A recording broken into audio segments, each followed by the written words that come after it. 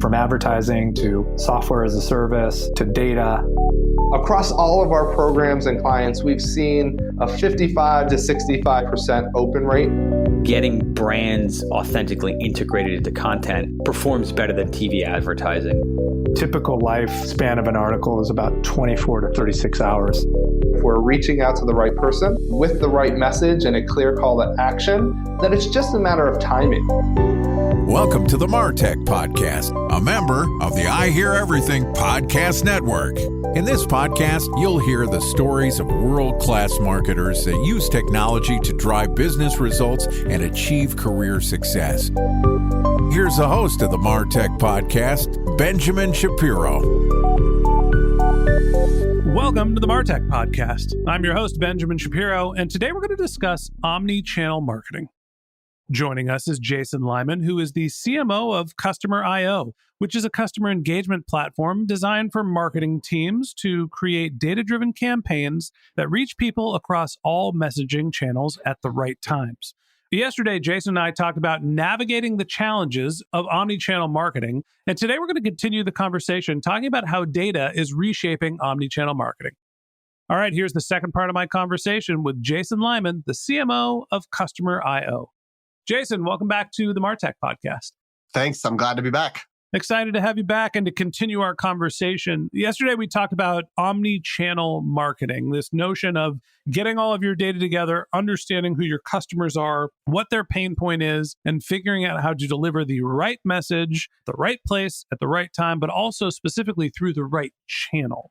Now, I want to double click into the first part of that story, which is getting your data together. We all try to be data-driven marketers here on the MarTech Podcast, but that's becoming increasingly more challenging. We're losing third-party cookies. There's more privacy restrictions than ever. Everybody's trying to collect their own data. And by the way, we've got this thing called artificial intelligence, which is taking over the world at the same time. Help me make sense of what you see is changing for marketers when it comes to their data, and how is that impacting omni-channel marketing?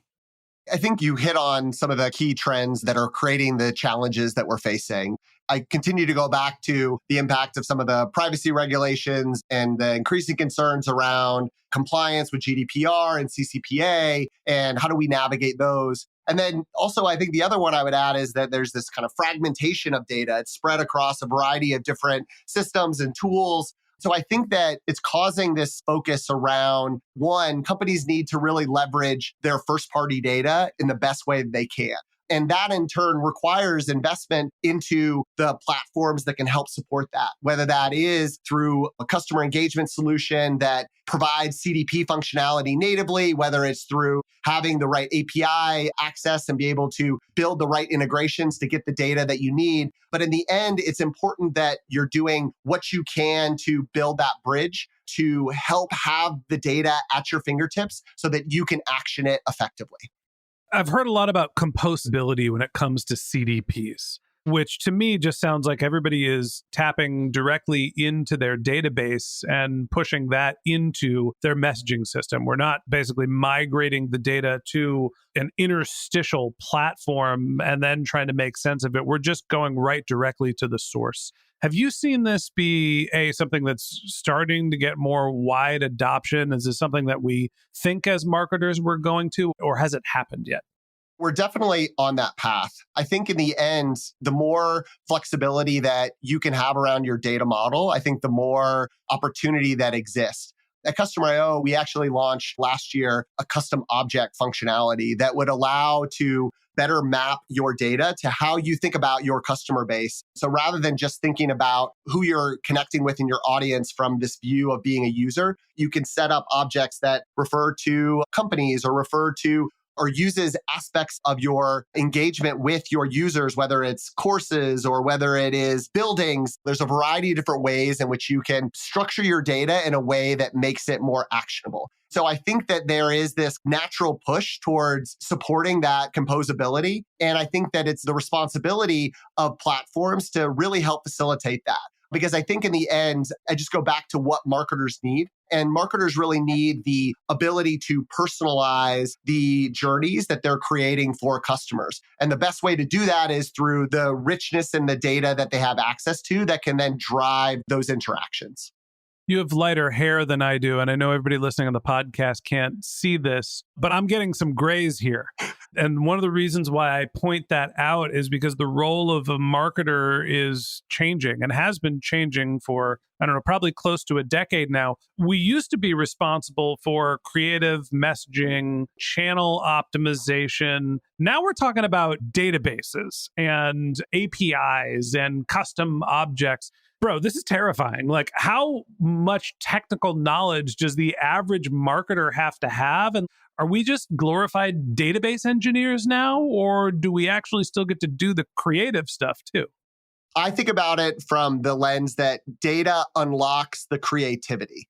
With the access to data and the understanding around who you're going to be marketing, that unlocks the ability to build that amazing messaging, that unique creative. That, I think, is how I would paint it as an opportunity and something to get excited about. Now, to go back to your question of, does that scare you or do you need to be a database engineer? I think that, one, marketing teams are multifaceted. So it's important that you invest where you can on people that have that skill set that help facilitate that. And that's a really quick and easy way to solve that.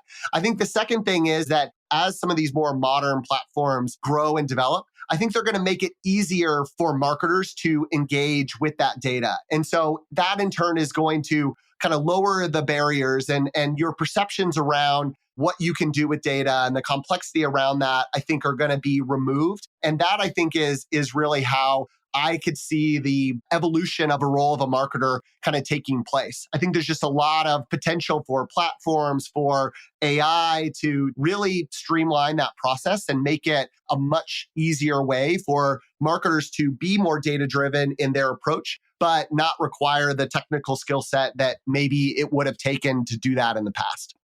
The word that you said that rang in my head was complexity. And mostly when we're specifically talking about omni-channel marketing, it's complex enough to figure out how to tap into your database and make sense of the data and make sure that it's clean and that you're getting the report to be able to have that creative moment, understanding what's really happening with your customer. And then on the flip side, you've got omni-channel marketing where you now have to figure out not only what's happening with my customer, but which channel do I deliver the message with? What's the best way, or how would you advise people to minimize the complexity, knowing that they have to aggregate, understand their data, and then make sense of a marketing channel that hopefully creates more data that they then have to analyze? It just seems like there's a lot of, like you said, complexity in getting from bits of data to effective marketing. I used this phrase in our last podcast that I'll maybe go back to, which is start with the customer and work backwards. And so I think that it's important to start with that segmentation approach that you're going to be using. And honestly, be really opinionated. Like, I think that marketers can get in the trap of thinking about their audiences in a too broad of a way. That is, I think, what adds fuel to the fire as far as complexity goes. So if you're more opinionated around who you're going to be going after, that I think in turn makes it a little bit easier to then work backwards and think about what is the right strategy and what is the right channel. And then I think the other aspect that I think is important here is experimentation and iteration. So marketer, you can start with something that is relatively simple and straightforward. Use that as almost like a baseline for performance, and then look to layer on more of that complexity. And that complexity can be in channels or it can be in content type. But use iteration and experimentation to help drive better performance and better optimization. We can get ourselves into trouble by trying to do everything all at once, versus it's better to start with something more simple and more basic and then build the layers of complexity on top of it. I'd be remiss if I didn't bring up artificial intelligence in every single conversation I have. How far away are we from the machines making the decisions here, understanding our data better than we do and figuring out how to optimize the channel? Obviously, marketers are still a thing and we all still have jobs because somebody's got to make sense of the data. But I'm assuming that we're getting more sophisticated in our usage broadly of artificial intelligence. How much do you and the organizations that Customer IO works with rely on artificial intelligence to help make sense of the vast amount of data that they're analyzing? I think that there's a lot of potential there.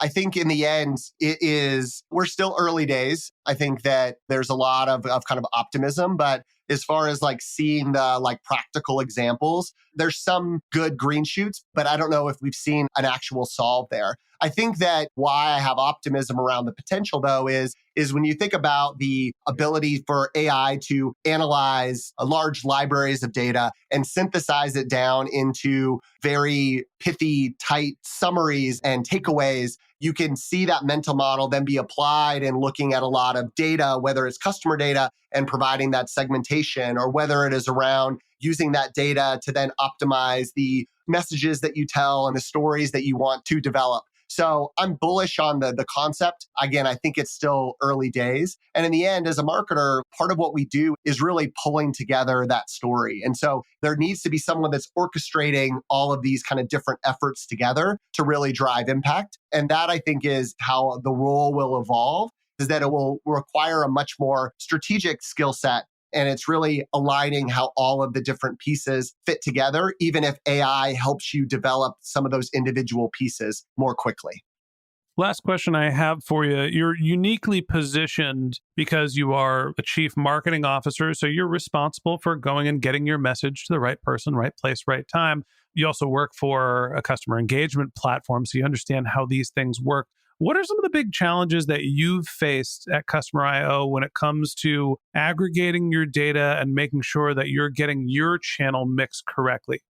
When I think about data challenges, they're probably pretty consistent at the kind of highest level. I think that one is just making sure that you have high quality data accessible in your tools. People throw out the phrase garbage in, garbage out because they've been through that pain before. So it's always important to make sure that as you layer in new data, it's trustworthy and it is really accurate so that it supports the strategies that you want to kind of implement there.